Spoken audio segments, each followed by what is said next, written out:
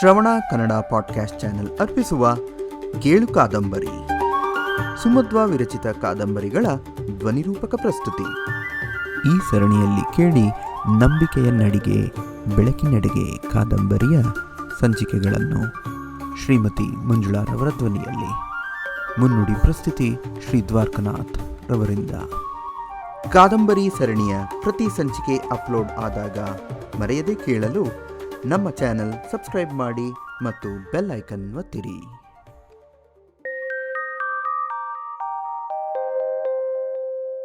ನಂಬಿಕೆಯ ನಡಿಗೆ ಬೆಳಕಿನೆಡೆಗೆ ಭಾಗ 13. ಕೇಳುವ ಮುನ್ನ ಇಲ್ಲಿಯವರೆಗೆ. ಮಂಜೇಶ ಶುಭಳಿಗೆ ಜೀವ ಬೆದರಿಕೆ ಒಡ್ಡುತ್ತಾನೆ. ಬೆಟ್ಟಯ್ಯ ಪಟೇಲರ ಬಳಿ ಹೋಗಿ ಮಾತಾಡಿ, ನಿಮ್ಮನೆ ಹೆಣ್ಣು ಮಗು ಶುಭ, ಕಾಪಾಡಿ ನಿಮ್ಮ ಮಗನಿಗೆ ಬುದ್ಧಿ ಹೇಳಿ ಎಂದು ಕೇಳಿಕೊಳ್ಳುತ್ತಾರೆ.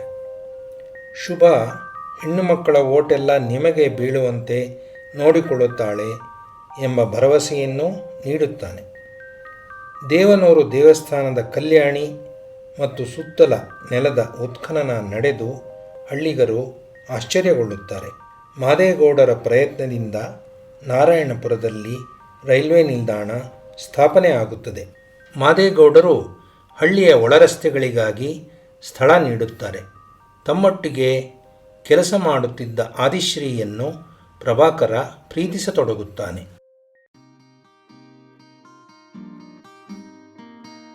ಕನ್ನಮಂಗಲದ ಸಮೀಪ ರಾಷ್ಟ್ರೀಯ ಹೆದ್ದಾರಿ ಪ್ರಾಧಿಕಾರದವರು ರಸ್ತೆಗಾಗಿ ಆಕ್ರಮಿಸಿಕೊಳ್ಳುವ ಹೊಲಗಳ ಪಟ್ಟಿಯಲ್ಲಿ ವೆಂಕಟೇಶ್ರವರ ಹೊಲ ಕೂಡ ಒಂದಾಗಿತ್ತು.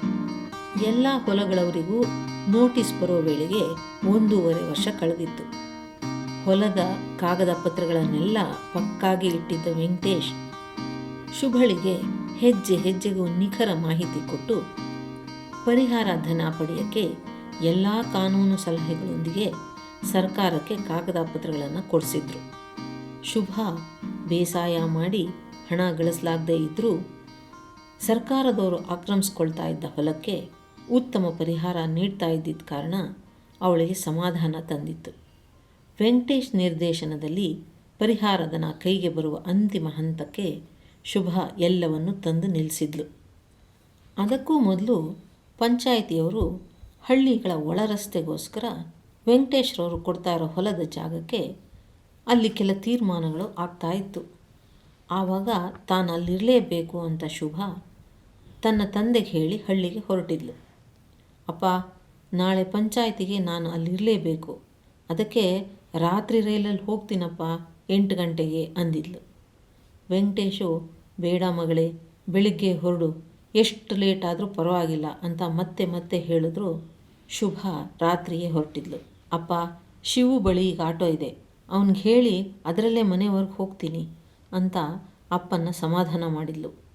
ನಾನು ಅವರೆಲ್ಲ ಮಾತಾಡುವಾಗ ನಾಳೆ ಅಲ್ಲಿರಲೇಬೇಕು, ನಮ್ಮ ಹಣ ಮತ್ತು ಪರ್ಯಾಯ ಹೊಲ ಪರಿಹಾರವಾಗಿ ಬರೋದಕ್ಕೆ ಕೆಲವು ಕೆಲಸ ಪೂರೈಸೋಕ್ಕೆ ನಾನು ಹೋಗಲೇಬೇಕು ಅಪ್ಪ ಅಂತ ಅಪ್ಪನಿಗೆ ಅಮ್ಮನಿಗೆ ಸಮಾಧಾನ ಹೇಳಿ ಹೊರಟಿದ್ಲು ಶುಭ. ಆದರೆ ಅವಳ ಜಾಗೃತ ಮನಸ್ಸು ಏನೋ ಕೆಡುಕನ್ನು ಸೂಚಿಸ್ತಾ ಇತ್ತು. ಶುಭ ಯಾವಾಗಲೂ ತನ್ನ ಜಾಗೃತ ಮನದ ಎಚ್ಚರಿಕೆಯನ್ನು ಪರಿಗಣಿಸ್ತಾ ಇದ್ಲು. ಮನದ ತಳಮಳವನ್ನು ನಿರ್ಲಕ್ಷಿಸದೆ ಮೊದಲು ಅವಳು ಮಾದೇಶ್ ಅವರಿಗೆ ಫೋನ್ ಮಾಡಿದ್ಲು. ನಂತರ ಅವಳು ಶಂಕರನಾರಾಯಣ್ ಮಾವಂಗೆ ಫೋನ್ ಮಾಡಿದ್ಲು. ಅವಳು ಇನ್ನೂ ಎಚ್ಚರಿಕೆ ವಹಿಸಿ ಕೆಲವು ಕರೆಗಳನ್ನು ಮಾಡಿ ರೈಲ್ವೆ ನಿಲ್ದಾಣಕ್ಕೆ ಹೊರಟಳು. ಅವಳು ಹೊರಟ ನಂತರ ಶಿವು ಅವಳಿಗೆ ಫೋನ್ ಮಾಡಿದ್ದ. ಅವನು ಹೇಳಿದ್ದನ್ನು ಕೇಳಿ ಶುಭ ಕೆಲವು ನಿಮಿಷಗಳು ಅಧೀರಳಾದಳು. ನಂತರ ಮತ್ತೊಂದು ಕರೆ ಮಾಡಿದ್ಲು.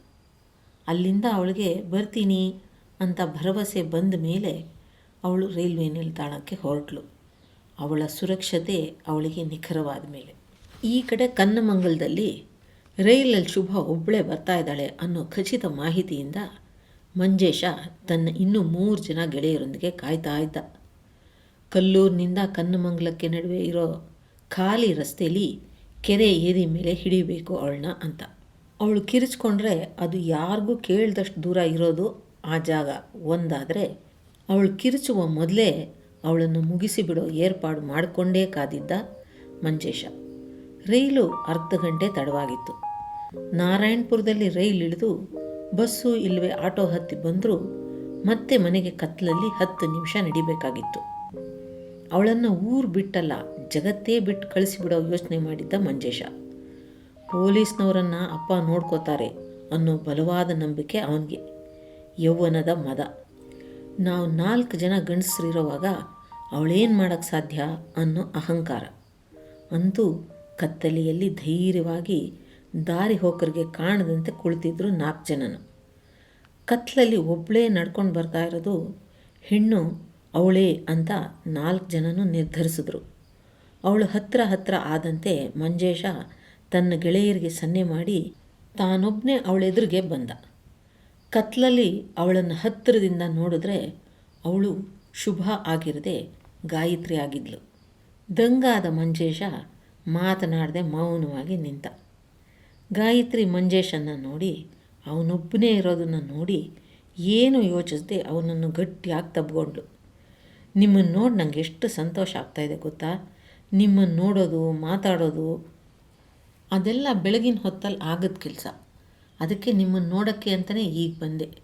ನೀವು ನನಗೋಸ್ಕರ ಇಲ್ಲೇ ಕಾದಿದ್ದು ನಂಗೆ ಇನ್ನೂ ಸಂತೋಷ ಆಗಿದೆ. ನನ್ನ ಮನಸ್ಸಿನಲ್ಲಿ ನಿಮ್ಮ ಬಗೆಗಿರೋ ಭಾವನೆಗಳನ್ನು ಹೇಗೆ ಹೇಳೋದು ಅಂತ ಗೊತ್ತಾಗದೆ ನಂಗೆ ತುಂಬ ಚಿಂತೆ ಆಗಿತ್ತು. ನಿಮ್ಮ ಮನಸ್ಸಲ್ಲಿ ಏನಿದೆ ಅಂತ ತಿಳಿಯೋ ದಾರಿ ನನಗೆ ಗೊತ್ತಿರಲಿಲ್ಲ. ಈಗ ನಿಮಗೂ ನನ್ನ ಮೇಲೆ ಪ್ರೀತಿ ಇರೋದು ತಿಳಿದು ತುಂಬ ಸಂತೋಷ ಆಗಿದೆ. ಅವನನ್ನು ತಬ್ಬಿ ಹಿಡ್ಕೊಂಡೇ ಗಾಯತ್ರಿ ಇಷ್ಟೆಲ್ಲ ಮಾತಾಡಿದ್ಲು. ಮಂಜೇಶನ್ಗೆ ಏನು ಹೇಳೋದು ಅಂತಲೇ ಗೊತ್ತಾಗಲಿಲ್ಲ.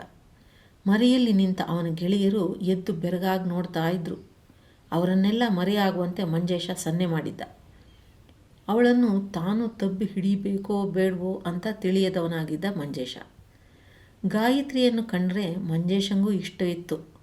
ಅವಳು ತನಗಿಂತ ಹೆಚ್ಚಿಗೆ ಓದಿದ್ದಾಳೆ, ಸರ್ಕಾರಿ ಕೆಲಸದಲ್ಲಿದ್ದಾಳೆ, ಜಾತಿ ಕೂಡ ಬೇಡ ಅಂತ ಅವನ ಮನಸ್ಸಿಗೆ ಅವನೇ ಸಮಾಧಾನ ಹೇಳ್ಕೊಂಡಿದ್ದ.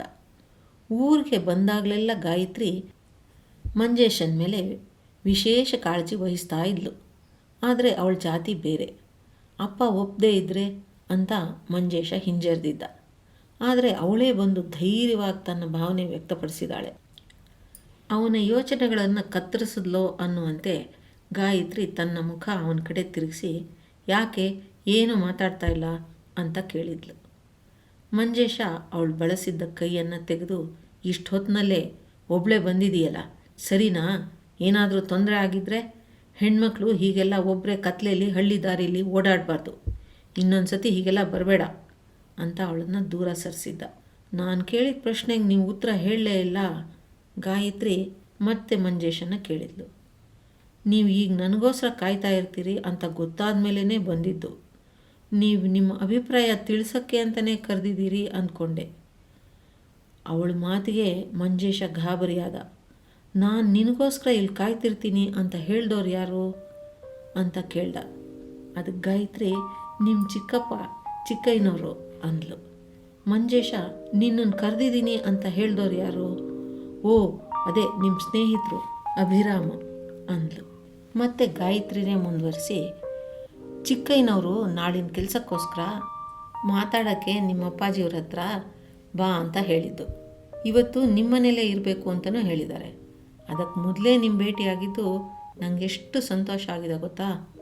ಅವಳಿನ್ನೂ ಮಾತು ಮುಂದುವರಿಸ್ತಾ ಇದ್ಲೋ ಏನೋ. ಆ ವೇಳೆಗೆ ಮಾದೇಶ ಅಭಿರಾಮ್ ಅವರಿಬ್ಬರು ಸನಿಹಕ್ಕೆ ನಡ್ಕೊಂಡು ಬರ್ತಾ ಇದ್ರು.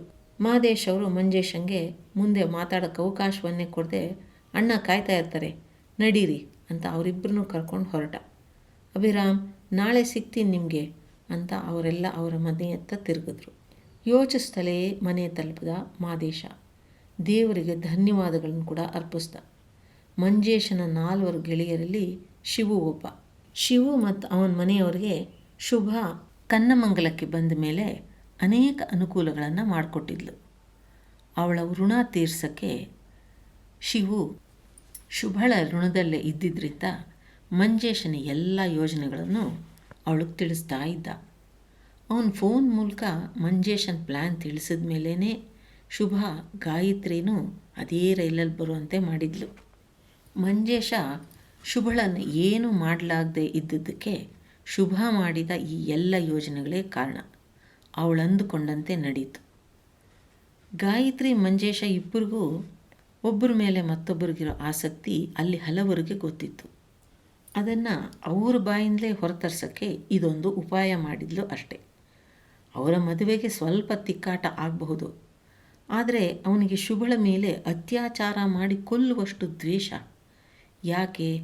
ಹೆಣ್ಣೊಬ್ಬಳು ಸಮಾಜದ ಸಮಸ್ಯೆಗಳಿಗೆ ಸ್ಪಂದಿಸಿ ಉತ್ತಮಗೊಳಿಸೋಕ್ಕೆ ಹೋರಾಟಕ್ಕಿಳಿದಿದ್ದು ತಪ್ಪ? ಅದರಲ್ಲಿ ಗಂಡಿನ ಅಹಂಗೆ ಹೆಣ್ಣನ್ನು ಕೊಲ್ಲುವಷ್ಟು ದ್ವೇಷ ಹುಟ್ಟತ್ತಾ? ಇಂದು ಅವಳಿಗೆ ಆಗಬಹುದಾದ ಕೇಡಿನ ಅರಿವು ಅವಳಿಗೇ ಇದ್ದಿದ್ದರಿಂದ ಶುಭ, ಅಭಿರಾಮ್, ಗಾಯತ್ರಿ ಮತ್ತು ಮಾದೇಶ್ ಎಲ್ಲರೂ ಕೂಡಿದ್ರಿಂದ ಆಗಬಹುದಾಗಿದ್ದ ಅನಾಹುತ ತಪ್ಪಿತು. ಒಂದು ಹೆಣ್ಣಿನ ಮೇಲೆ ಆಗಬಹುದಾಗಿದ್ದ ಅತ್ಯಾಚಾರ ಹಲವರ ಸಹಕಾರ ಇದ್ದಿದ್ದರಿಂದ ಒಂದು ಬಾರಿ ತಪ್ಪಿತು ಅಷ್ಟೆ. ಸ್ತ್ರೀಯರ ಮೇಲೆ ದೌರ್ಜನ್ಯ, ಅತ್ಯಾಚಾರ, ಶೋಷಣೆ ತಡಿಬೇಕು ಅಂದರೆ ಸ್ತ್ರೀಯರು ನಮ್ಮಂತೆ ಜೀವಿಗಳು ಅನ್ನೋ ಸಹನೆಯ ಮನಸ್ಥಿತಿಯನ್ನು ಪುರುಷ ಸಮಾಜ ಬೆಳೆಸ್ಕೋಬೇಕು. ಯುವಕರು ಸಾಮಾಜಿಕ ಜವಾಬ್ದಾರಿನ ಮರಿಬಾರ್ದು. ಹಾಗೆ ಯುವ ಸಮುದಾಯ ತಪ್ಪು ದಾರಿ ಹಿಡಿದ್ರೆ ಎಂತಹ ಬಲವಾದ ಸೈನ್ಯ ಇದ್ದರೂ ಆ ದೇಶ ಕುಸಿದು ಹೋಗುತ್ತೆ. ಬಹುಮುಖ ಪ್ರಯತ್ನಗಳಿಂದ ಮಾತ್ರ ಸ್ತ್ರೀಯರ ಮೇಲೆ ದೌರ್ಜನ್ಯ, ಅತ್ಯಾಚಾರ, ಶೋಷಣೆಗಳಂತಹ ತಪ್ಪುಗಳನ್ನು ತಡೆಯೋಕ್ಕೆ ಅಥವಾ ಕಡಿಮೆಗೊಳಿಸೋಕ್ಕೆ ಸಾಧ್ಯ. ಈ ಒಂದು ಅನುಭವ ಆವತ್ತು ಅಲ್ಲಿ ಅವರೆಲ್ಲರಿಗೂ ಆಗಿತ್ತು. ಎಲ್ಲ ವಿಷಯ ತಿಳ್ಕೊಂಡಿದ್ದ ಮಾದೇಶ ಅಣ್ಣನ ಮಗ ಮಂಜೇಶ ಇನ್ನು ಮುಂದೆ ಶುಭಳ ಮೇಲಿನ ಭಾವನೆಗಳನ್ನು ಬದಲಾಯಿಸ್ಕೊಳ್ಳೋ ಥರ ಮಾಡಬೇಕು. ಮನುಷ್ಯನ ಮನಸ್ಸನ್ನು ಬದಲಾಯಿಸೋದು ಅಷ್ಟು ಸುಲಭ ಅಲ್ಲ ಅಂತ ಮಾದೇಶಂಗೆ ಗೊತ್ತು. ಪ್ರೀತಿಯನ್ನಾದರೂ ಉಪೇಕ್ಷಿಸೋ ಮನುಷ್ಯ ದ್ವೇಷವನ್ನು ಅಷ್ಟು ಸುಲಭವಾಗಿ ಬದಲಾಯಿಸ್ಕೊಳ್ಳಲ್ಲ, ಮರೆಯೋದೂ ಇಲ್ಲ. ಏನಾದರೂ ಆಗಲಿ ಅಣ್ಣನೊಂದಿಗೆ ಎಲ್ಲವನ್ನೂ ನೇರವಾಗಿ ಚರ್ಚಿಸಬೇಕು. ಅದು ಯಾವ ರೀತಿ ಮಂಜೇಶನ್ನು ಹಿಡಿತಕ್ಕೆ ತಗೋತಾನೋ ತಗೊಳ್ಳಿ. ಮಾದೇಶ ತನ್ನ ಜೀವನದ ಬಗೆಗೆ ಯೋಚಿಸ್ಕೊಂಡ. ನನ್ನನ್ನು ಯಶೋದಳನ್ನು ಅಂತೂ ಇವರೆಲ್ಲ ಬಾಳ್ಗೊಡ್ಲಿಲ್ಲ. ಈಗ ಜಗತ್ತಿನಲ್ಲಿ ನನಗೆ ನನ್ನ ಮಗಳಾಗಿ ಶುಭ ಒಬ್ಬಳಿದ್ದಾಳೆ. ಅವಳಮ್ಮ ನನ್ನನ್ನು ಕ್ಷಮಿಸೋಕ್ಕಾದರೂ ನಾನು ಶುಭಳನ್ನು ಕಾಪಾಡಬೇಕು. ಇದಿಷ್ಟು ನಿರ್ಧರಿಸ್ಕೊಂಡೇ ಮಲಕ್ಕೊಂಡ ಮಾದೇಶ. ಮನೆ ತಲುಪಿದ ಅಭಿರಾಮ್ನನ್ನು ಶಂಕರ್ ನಾರಾಯಣ್ ಕೇಳಿದ್ರು. ಶುಭ ಮನೆಗೆ ಒಳಗೆ ಹೋದ್ಲಾ? ಅವಳೊಟ್ಟಿಗೆ ಯಾರಿದ್ರು? ಅದಕ್ಕೆ ಅಭಿರಾಮ್ ನೋಡ್ದ. ಹೌದು ಅಪ್ಪ, ಅವಳು ನಮ್ಮ ಹಿಂದೆನೇ ಬಂದಳು. ಅವಳೊಬ್ಬಳೇ ಬಂದಿದ್ದು. ನಾನು ಚಿಕ್ಕಯ್ಯ ಅವಳ ಮನೆ ತಲುಪೋವರೆಗೂ ಅಲ್ಲೇ ಇದ್ವಿ. ಇಷ್ಟು ಹೇಳಿದ್ಮೇಲೆ ಶಂಕರ್ ನಾರಾಯಣ್ ಸಮಾಧಾನ ಹೊಂದಿ ಮಲಕ್ಕೊಳಕ್ಕೆ ಹೋದರು. ಅಭಿರಾಮ ಶುಭಳ ನಡೆ ನುಡಿಗಳ ಬಗ್ಗೆ ಸಾವಧಾನವಾಗಿ ಯೋಚಿಸ್ತೊಡದ.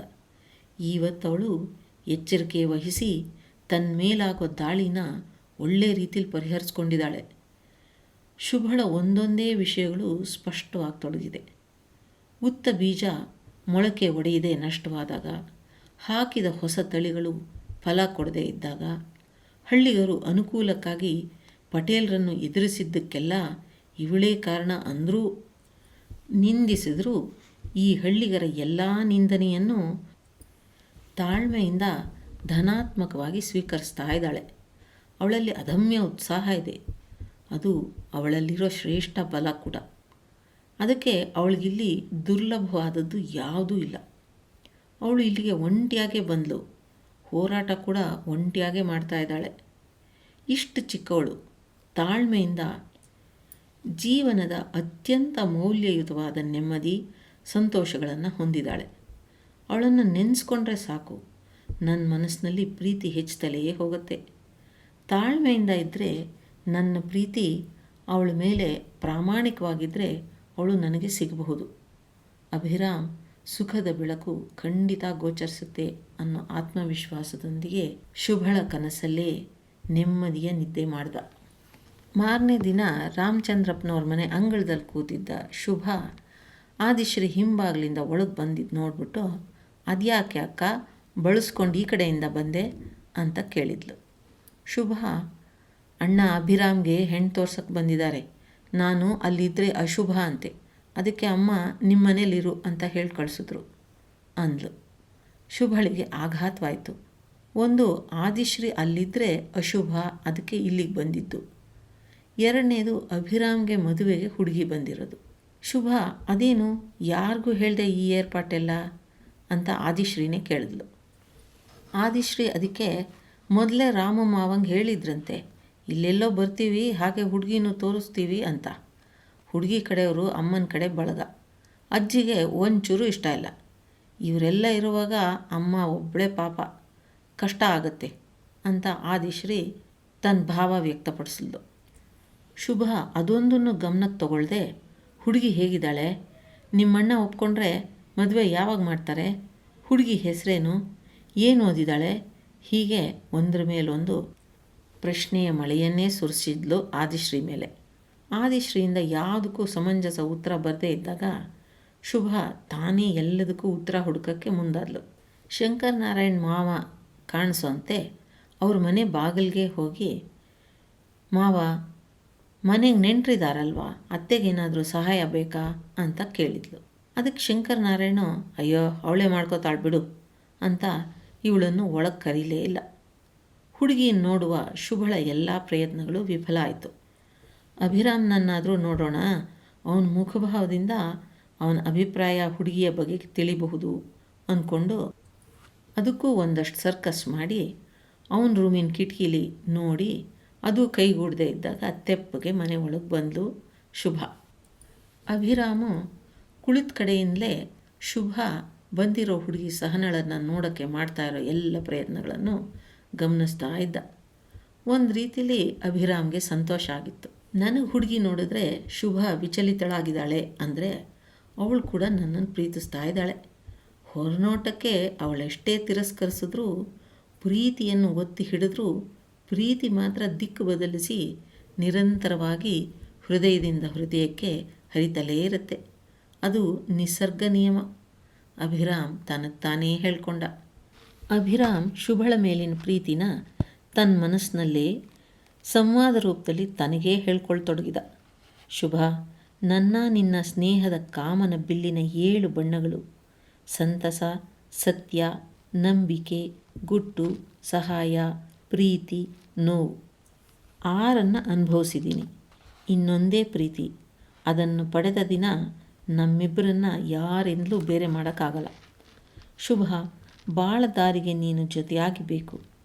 ಹಳ್ಳಿಯ ಅಭಿವೃದ್ಧಿ ಕೆಲಸಗಳಿಗೆ ಕೈತಟ್ಟಿ ಪ್ರೋತ್ಸಾಹಿಸಿದವಳು ನೀನು.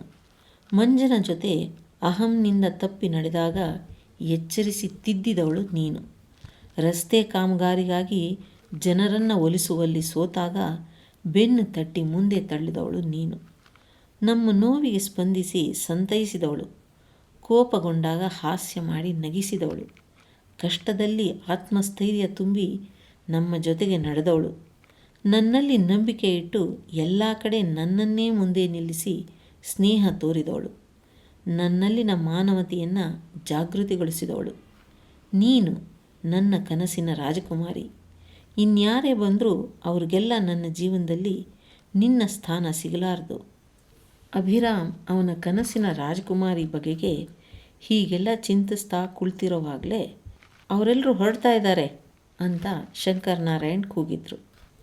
ಅವರೆಲ್ಲ ಹೊರಡ್ತಾ ಇರೋದನ್ನು ಅಭಿರಾಮ್ ಒಳಮನೆಯಲ್ಲೇ ನಿಂತು ನೋಡ್ದ. ಅಲ್ಲಿಂದ ಹೊರಟ ಹೆಣ್ಣವರೆಲ್ಲ ರಾಮಚಂದ್ರಪ್ಪ ಅವ್ರ ಮನೆಗೆ ಬಂದಿದ್ರು. ಹುಡುಗಿ ತಂದೆ, ರಾಮು ಮಾವ, ಇವಳು ನನ್ನ ಮಗಳು ಸಹನ. ಶಂಕರನಾರಾಯಣ್ ಮಗನಿಗೆ ಹೆಣ್ಣು ತೋರ್ಸಕ್ಕೆ ಬಂದಿದ್ದು. ಎಲ್ಲ ಸರಿ ಹೋದರೆ ಅವ್ರು ಹೇಳ್ದಾಗ ಮದುವೆ ಮಾಡಿಕೊಡ್ತೀವಿ ಅಂದಿದ್ದೀವಿ ಅಂದರು ಹುಡುಗಿ ತಂದೆ. ಶುಭ ಮರೆಯಲ್ಲಿ ನಿಂತು ಸಹನಳನ್ನು ನೋಡಿದ್ಲು. ಅಭಿರಾಮ್ಗೆ ಹೇಳಿ ಮಾಡಿಸಿದ ಜೋಡಿ ಅಂದ್ಕೊಂಡ್ಳು. ತಕ್ಷಣ ಅದ್ಯಾಕೆ ನನ್ನೆದೆಯಲ್ಲಿ ತಳಮಳ, ನನಗೆ ಮತ್ತೆ ನಿರಾಕರಣೆಯ ನೋವು ಆಗಬಾರ್ದು ಅಂತ ಅಲ್ವಾ ಅಭಿರಾಮ್ನಿಂದ ಅಂತರ ಕಾಯ್ಕೊಂಡು ಅವನ ಮೇಲೆ ಆಸಕ್ತಿ ಇಲ್ಲದೇ ಇರೋಳಂತೆ ವರ್ತಿಸಿದ್ದು. ಇದು ಯಾವತ್ತಾದರೂ ಆಗಲೇಬೇಕು, ಇವತ್ತಾಗಿದೆ ಅಂತ ಶುಭ ತನಗೆ ತಾನೇ ಸಮಾಧಾನ ಮಾಡಿಕೊಂಡ್ಳು. ಶೋಭಳಿಗೆ ಸದಾನಂದ, ಅಭಿರಾಮ್ಗೆ ಸಹನ. ದೈವ ನಿರ್ಣಯ, ನಾವು ಈ ಜಗದಲ್ಲಿ ಪ್ರೇಕ್ಷಕರಷ್ಟೇ ಅಂದ್ಕೊಂಡ್ಳು. ಅವಳಿಗೆ ಕವಿ ನುಡಿಯೊಂದು ನೆನಪಾಯಿತು. ಬೇಡಿದುದನು ಈವ ಈಶ್ವರನೆಂಬ ನೆಚ್ಚಿಲ್ಲ, ಬೇಡಲು ಒಳಿತಾವುದು ಎಂಬುದರ ಅರಿವು ನಮಗಿಲ್ಲ, ಕೂಡಿ ಬಂದುದನೇ ನೀನ್ ಅವನಿಚ್ಛೆ ಎಂದುಕೊಳೆ, ನೀಡು ಎದೆಗೆ ಗಟ್ಟಿಯನು ಮಂಕುತಿಮ್ಮ. ಕವಿ ಅನುಭವಿಸಿ ಬರೆದಿರೋದು ಎಷ್ಟು ಸತ್ಯ. ಮನದ ಅವ್ಯಕ್ತ ಭಾವ ಮೇಲೆ ಬಾರದಂತೆ ಈ ರೀತಿ ಸಮಾಧಾನ ಮಾಡಿಕೊಂಡಿದ್ಲು ಶುಭ. ಅಭಿರಾಮ್ ಮೇಲೆ ಪ್ರೀತಿ ಭಾವ ಇದ್ದರೂ ತಾನು ಅನಾಥೆ, ಅವರ ಪ್ರೀತಿಗೆ ಅರ್ಹಳಲ್ಲ ಅಂತ ಒಂಟಿಯಾಗಿ ಇರುವ ಶಿಕ್ಷೆ ತನಗೆ ತಾನೇ ವಿಧಿಸಿಕೊಂಡಿದ್ಲು. ಕಥೆಯ ಮುಂದುವರೆದ ಭಾಗ ಕೇಳಿ ಮುಂದಿನ ಸಂಚಿಕೆಯಲ್ಲಿ.